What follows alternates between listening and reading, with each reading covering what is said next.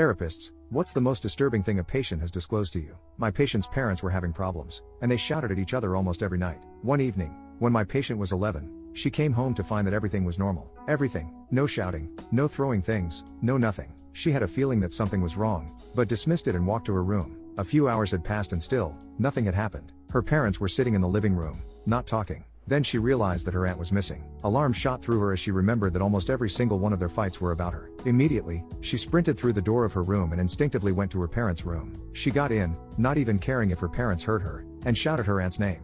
Nothing. No answer. She knew she didn't have much time before her parents came running upstairs, so she quickly went to hide in the closet. To her surprise, there were no clothes, and it stunk really bad. She took out her phone and shone a flashlight around. She looked in dismay as she saw her aunt, limp, vomit dripping from her mouth. She almost vomited herself in disgust. She could hear her parents looking for her in their room. She started feeling terrified the minute she heard them leave and close the door behind them. With a key, she left the closet slowly, careful not to make any sound, and dragged her aunt to the window. Her aunt was very young, much younger than her mom, so she wasn't all that heavy, and threw her outside.